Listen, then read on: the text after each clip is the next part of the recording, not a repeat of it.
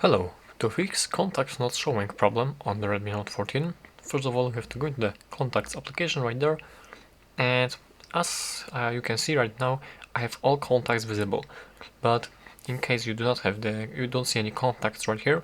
make sure that in this section right here you have enabled all contacts, because as you can see, as I enable for example contacts from my Google account, there will be no contacts in this account available, but you'll be notified that you have some contacts in the other accounts, so make sure to press on it and enable all contacts. And also, as you can see, I have all contacts visible right here now, but here are filters, and if you have any of these filters enabled, some contacts might disappear, or all of them might disappear, as you have only email contacts filtered right there. The company contacts are showed here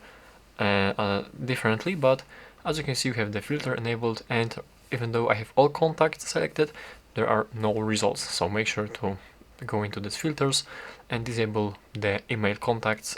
everything, I mean all of the filters, simply disable them